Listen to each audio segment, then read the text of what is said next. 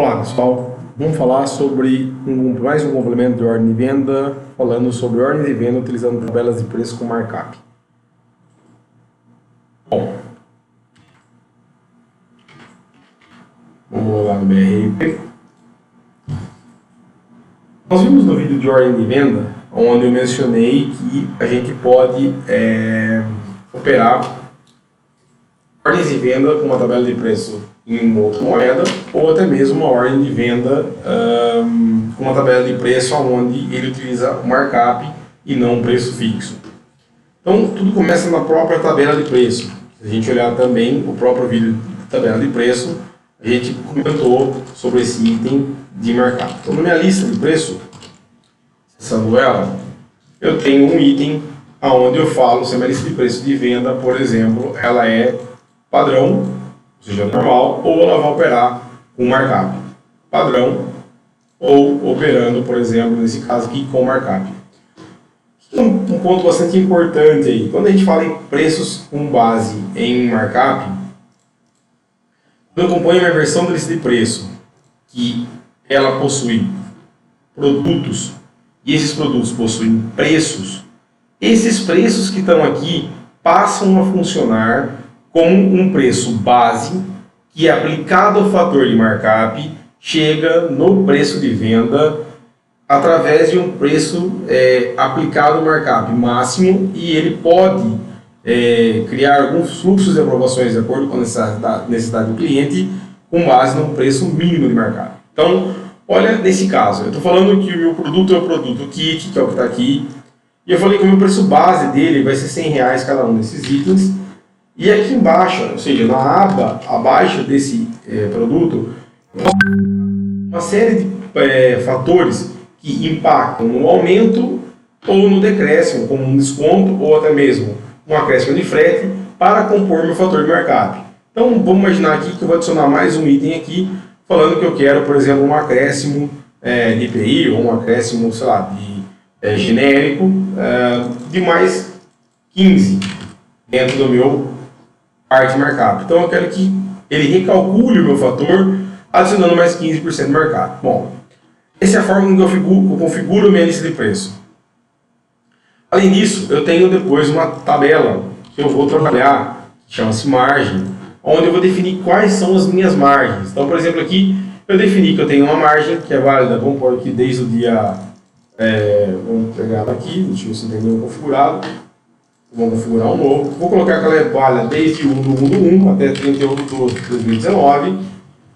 Para quem? Para todos os parceiros de negócio, para um tipo de documento específico, para uma organização específica, para um produto específico, para um grupo de produto, para todos os grupos de produtos. E conforme eu defino os parâmetros de aplicabilidade das regras, ele me cria uma prioridade relativa. Quanto maior a prioridade que eu tenho, mas vai ser forte essa regra para ser aplicada. Então eu tenho uma regra que é para um parceiro de negócio e eu tenho uma regra que é para parceiro de negócio e para um produto. É óbvio que quando eu usar esse produto, a regra que vai prevalecer é a que tem parceiro mais produto.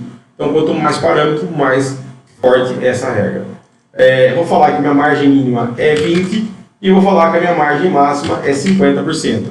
E que permite a apresentação na info, ou seja, quando eu ver a info de produto, ele vai permitir que eu veja esse item na minha tabela de preço. E aqui eu tenho toda uma explicação na lateral de como que o sistema calcula isso, qual é a fórmula que o sistema calcula para chegar no meu markup. Então eu também não estou às cegas, eu tenho claro como o sistema calcula isso para poder aplicar. Bom, indo para o próximo passo, eu vou fazer uma ordem de venda. Então vou pegar minha ordem de venda aqui. Nós já vimos um vídeo sobre ela. Vou falar o seguinte, então vou criar uma nova ordem de venda, vou criar uma ordem de venda normal, de venda 55, vou falar que é uma referência 10 do produto, vou falar que é uma venda para revenda e o nosso mundo do café, esse é o nosso parceiro.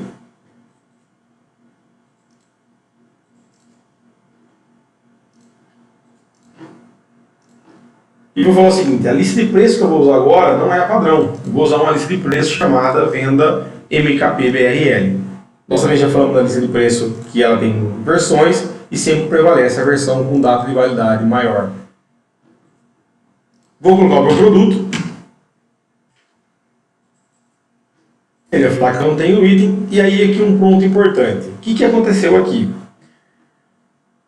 Com base naquele preço de 100, que estava na minha lista de preço, ele aplicou um fator de markup e chegou que o preço meu, então o preço base margem meu, partindo de 50% de margem real, que é o que está dando agora, a minha margem mínima é 20 e a minha margem máxima é 50, onde eu estou aplicando um preço de 240. E eu quero, na verdade, vender esse item aqui por 130, por exemplo. Consequentemente, olha o que acontece aqui. Ele já falou, ele manteve esse preço normal e ele aplicou um preço de R$130 que está aqui. Ele já vai calcular automaticamente toda a parte inibindo o meu desconto. E falando então que nesse momento, onde eu esperava o mínimo de 20 e o máximo de 50, a minha margem real é de 7,55.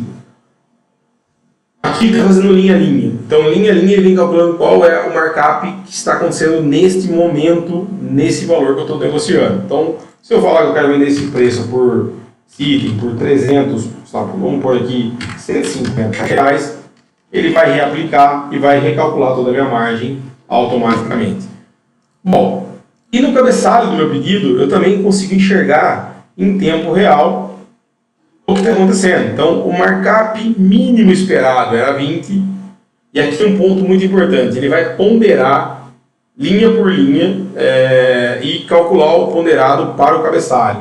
Então, se tiver 15 linhas, ele vai me dar qual é o mínimo esperado ponderado, qual é a margem média máxima esperada ponderada também, e a mesma coisa, qual é a margem real que está acontecendo, e qual é a minha variação em base ao markup mínimo. Ele está calculando essa variação para mim dentro do meu markup, ou seja, dentro do mínimo ele está variando 60,06 dentro desse markup que eu estou calculando.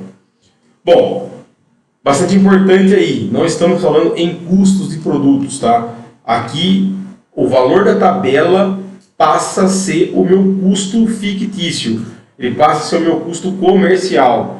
Custo médio real desse produto está calculado lá através do custo médio entre as entradas desses materiais e os impostos que eu estou acreditando. Então, nesse caso aqui, eu estou trabalhando com markup, então muda um pouquinho a dinâmica. Quando eu trabalho com uma tabela de preço comum, eu não tenho esses campos, e o preço meu é o preço que abre a tela. Aqui não, o preço que abre a tela é o preço base mais multiplicado pelo fator, na verdade, dividido pelo fator do markup máximo. Então ele sempre vai abrir a tela com o máximo de markup. Consequentemente, conforme eu vou dando descontos ou negociando esse pedido, ele recalcula em cima do máximo esperado e do mínimo esperado qual é o meu real médio ponderado. Ponto importante aí é que se na minha tabela de preço eu mudar, vamos imaginar que eu estou numa tabela de preço, nesse item mesmo que a gente estava mexendo agora há pouco, ao passo que eu vier aqui e já criar um novo item que mexe no fator, consequentemente, o próximo pedido de venda que fizer, ele já vai alterar automaticamente qual é o preço de abertura. Então, isso é um ponto bastante importante aí. E aí, na tabela de preço, eu consigo replicar essas alterações que eu fiz para outros produtos. Então, desde para uma nova lista, para uma nova versão de lista, ou até mesmo uma categoria de produto, ou para um produto, para não ter que ficar digitando ou refazendo outras listas de preço. Eu posso replicar automaticamente esses itens. Então, se a gente pega, por exemplo, e imprime o relatório de conferência de lista de preço, então vamos imaginar aqui que eu quero pegar o relatório de lista de preço de conferência, onde a minha versão da lista vai ser a minha versão da venda MKP. Uma vez que eu tiro o relatório de conferência da lista de preço, eu consigo enxergar o que está acontecendo nesse produto. Então, eu tenho os produtos da minha lista de preço, da minha versão de lista de preço, que eu peguei de todos, e eu consigo enxergar, por exemplo, o que está acontecendo em cada um, qual o valor de tabela, qual o valor de fator que eu tenho, e o que está sendo aplicado ou não. Então, que nem se eu pegar o kit de teste aqui, na tabela minha, tipo, ele é uma tabela de venda markup, eu tenho o meu valor, então eu tenho a quantidade reservada, qual o valor meu que eu tenho em tabela, e qual é o valor aplicado com o preço meu da minha margem markup. Consequentemente, aqui ele vai aplicar o fator de 50%. Então, como ele aplica o fator de 50%, tem a abertura da tela. Então, aqui eu tenho o preço base, o valor do fator e o valor que eu tenho do meu desconto, ou seja, do meu desconto não, da minha margem markup. Ele já calcula para mim automaticamente.